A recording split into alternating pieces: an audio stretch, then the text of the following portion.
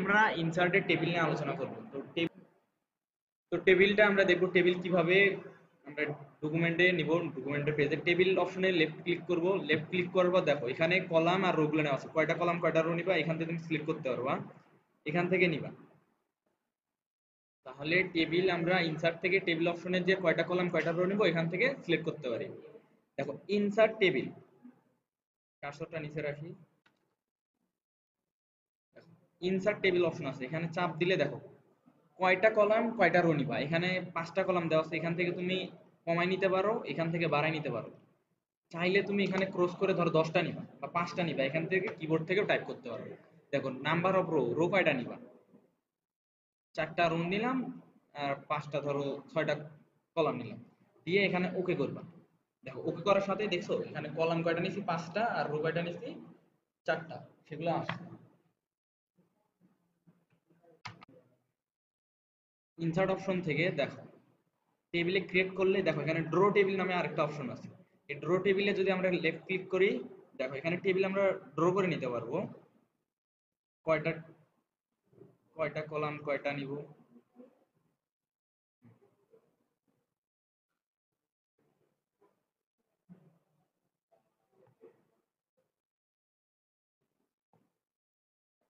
তোমার ইচ্ছা মতো কাজের দরকার অনুযায়ী তুমি এইভাবে টেবিল নিবা, কয়টা লাগে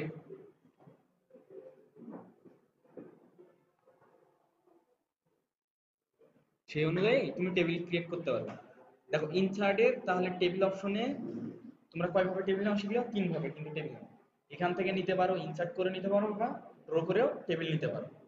এখন দেখো কার্সরটা যদি আমরা টেবিলের ভেতরে রাখি, তাহলে দেখো টেবিলের ভেতরে লাগলে দুটো অপশন কিন্তু এখানে ভিজিবল হচ্ছে, একটা হচ্ছে ডিজাইন আর একটা লেআউট, দুটো কিন্তু দেখা যাচ্ছে। আর কার্সরটা যদি আমরা ডকুমেন্ট টেবিলের বাইরে রাখি, পেজে রাখি, তাহলে দেখো ডিজাইন আর লেআউট অপশনটা কিন্তু নাই, চলে গেছে। কার্সরটা আমরা টেবিলের ভেতরে রাখি, টেবিলের ভেতরে রাখার পর দেখো এখানে ডিজাইন আর লেআউট আবার কিন্তু দেখা যাচ্ছে। ডিজাইনের ক্ষেত্রে তুমি টেবিলটা কোন কোন ভাবে নিবা, দেখো এখানে অনেকগুলো অপশন আছে, তোমার বাই ডিফল্ট সেট করা আছে, কিন্তু তোমার যেটা ইচ্ছা মন চাই সেভাবে তুমি নিতে পারো এখান থেকে। দেখছো এখানে অনেকগুলো আছে, নিউ ট্যাব স্টাইল, এখান থেকেও দেখো তুমি এখানে স্টাইল ক্রিয়েট করে নিতে পারো। তো এখানে দেখো লেআউট, লেআউট অপশনে গেলে এখানে সিলেক্ট করতে বলছে, টেবিল সিলেক্ট করতে পারবা, এখানে সিলেক্ট সেল, যে সেলটার উপর কার্সর রাখবা সেই সেলটা হচ্ছে সিলেক্ট হবে, এখান থেকে সিলেক্ট অপশনটা, বা তুমি মাউস পয়েন্টার রেখে এখানে চাপ দিবা, সিলেক্ট সেল, সেলটা সিলেক্ট হয়ে যাবে।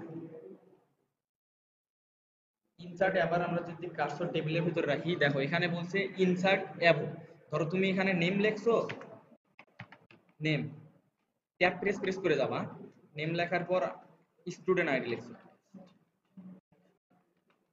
স্টুডেন্ট আইডি দিয়ে ট্যাব প্রেস করবা। তোমার মনে হলো যে এই পাশে আরো একটা আমার নেওয়া লাগবে, এখানে রোল লিখতে হবে, সেই ক্ষেত্রে কি করবা, কলামটা সিলেক্ট করো, কলাম বা রোটা সিলেক্ট করে ইনসার্ট অ্যাপে চাপ দিবা। অ্যাপপ কি উপরে গেল, ইনসার্ট করার ক্ষেত্রে কি হবে, উপরে উপরে তোমার কলাম যদি বেশি না পড়ে তাহলে উপরে চলে গেল।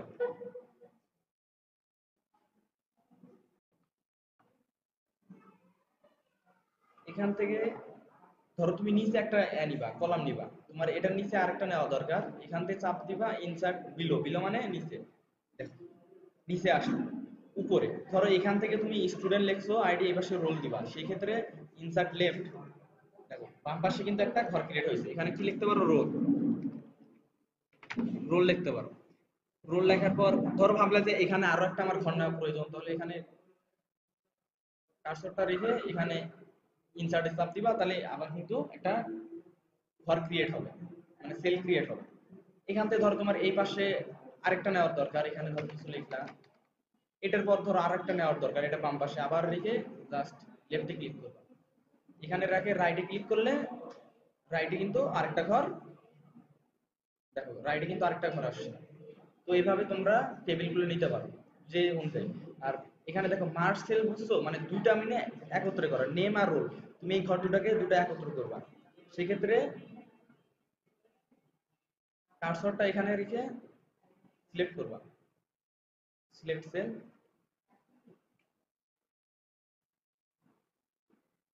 সিলেক্ট কন্ট্রোল প্রেস করে লেফট ক্লিক করে তুমি সিলেক্ট করবে যে ঘরটা মার্জ করবে, মার্জ সেলে চাপ দিলে দুটো সেল একত্রে হবে, দুটো সেল একত্রে হবে। ধরো এটা এই দুটো তোমরা হচ্ছে একত্রে করবা, সেক্ষেত্রে কন্ট্রোল প্রেস করে পুরোটা কপি করে নিবা, নিয়ে মার্জ সেল করে দিবা। দেখো দুটা কিন্তু সেল একত্রে হইলো, এটাকে বলা হচ্ছে মার্জ সেল। দেখো এখানে তুমি এই দুটো আছে না, দুটো সেলকে তুমি হচ্ছে ফাঁকা করবা, মানে দুটা আলাদা টেবিল ক্রিয়েট করবা। সেক্ষেত্রে কি করবে, কার্সরটা মাঝখানে রেখে দেখো এখানে বলেছে সেল শিফট, এখানে ক্রিয়েট করে ওকে দিবা।